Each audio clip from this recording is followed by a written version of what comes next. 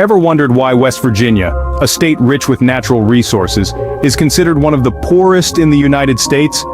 This beautiful state, known for its scenic mountains and coal mines, ranks consistently among the lowest in the nation in terms of median household income. Despite being blessed with an abundance of coal, timber, and natural gas, West Virginia seems to be caught in a cycle of economic struggle. Now you might be wondering, how could a state so rich in natural resources end up in such a situation? It's a question that puzzles many. Is it due to a lack of economic diversification, or the lasting effects of the Industrial Revolution? Or perhaps it's a combination of factors that have led to this state of affairs. To understand this paradox, we must delve deep into the historical context that shaped West Virginia's economy.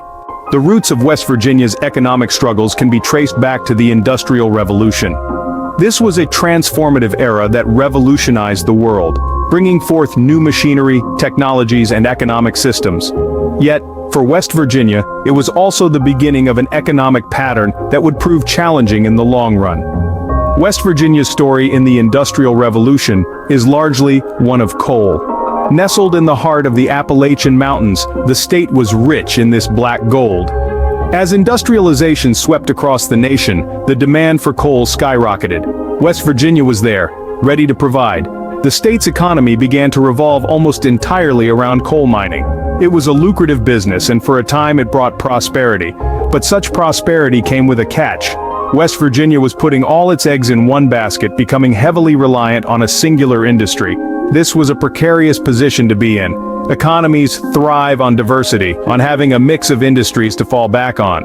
But West Virginia was essentially a one-industry state, and this would prove to be its Achilles heel.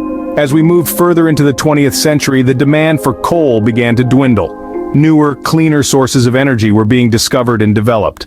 Coal, once the lifeblood of industry, was losing its prominence. And with it, West Virginia's economy started to falter. The state found itself in a difficult position. It had invested so much in coal that transitioning to a different industry was not a simple task. Coal mining was not just an economic activity, it was a way of life for many West Virginians. It was a part of their identity. And so, as the world moved on from coal, West Virginia was left behind. The state found itself grappling with high unemployment rates, poverty, and a declining population. The once thriving coal towns were now shadows of their former selves, ghost towns bearing silent testimony to a bygone era. As coal lost its prominence, West Virginia found itself grappling with economic challenges. The state's heavy reliance on coal mining during the Industrial Revolution set the stage for the economic struggles it faces today. It's a cautionary tale of the dangers of over-reliance on a single industry. Fast forward to the present day, West Virginia is still dealing with the repercussions of its coal-dependent past. The state's economic landscape is akin to a monochrome painting, largely devoid of the vibrant hues of diversification. While economic diversification is a common theme across thriving states, West Virginia remains largely dependent on a single industry: coal. This over-reliance has created a brittle economy, susceptible to market fluctuations and environmental regulations. The lack of economic diversification is not the state's only challenge. Education, or rather the shortage of it, is another significant hurdle. West Virginia's educational attainment rates lag behind the national average, with fewer residents holding a bachelor's degree or higher. This education gap limits the range of job opportunities available to residents, often confining them to lower-paying, less stable occupations. It's a vicious cycle. Lower education leads to lower income, which in turn restricts access to quality education. So how does this lack of diversification in education contribute to West Virginia's economic struggles? Well, it's simple. A diversified economy is resilient. It can withstand shocks and downturns in individual sectors, thereby providing stability. On the other hand, a well-educated workforce is adaptable and can transition to new industries as the economic landscape evolves. In the absence of these two key elements, West Virginia finds itself locked in a cycle of economic instability and low income. Moreover, these challenges are self-perpetuating. The lack of diversification makes it difficult for the state to attract new industries, further entrenching its dependence on coal. Similarly, the education gap makes it harder for residents to acquire the skills needed for higher-paying jobs, thereby perpetuating the cycle of low income and limited opportunities. To sum it all up, it's like trying to sail against the current in a boat with a hole in it.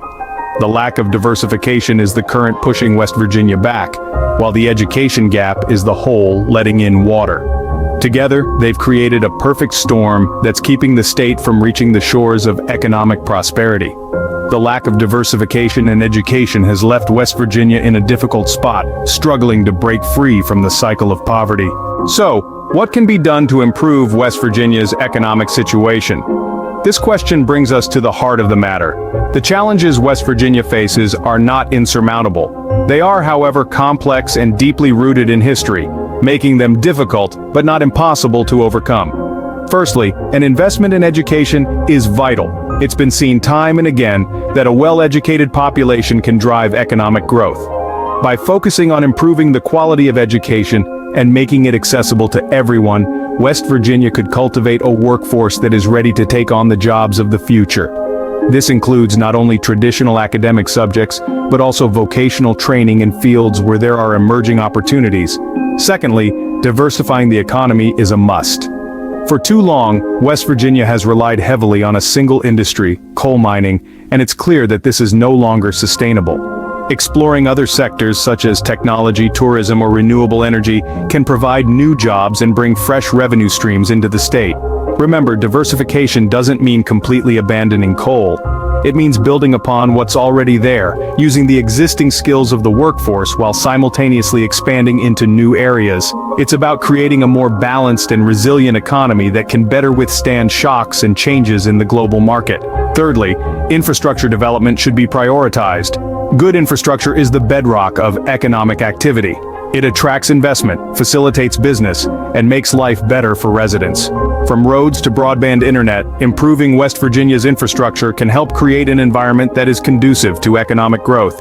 Lastly, fostering entrepreneurship and innovation can spur economic activity. Encouraging residents to start their own businesses and providing them with the necessary support can lead to job creation and wealth accumulation. In conclusion, the challenges facing West Virginia are indeed formidable, but they are not insurmountable. With the right strategies and a commitment to long-term sustainable growth, West Virginia has the potential to transform its economy. While the road to prosperity may be a challenging one, with strategic efforts and investments, West Virginia can strive to break the cycle of poverty and build a more prosperous future.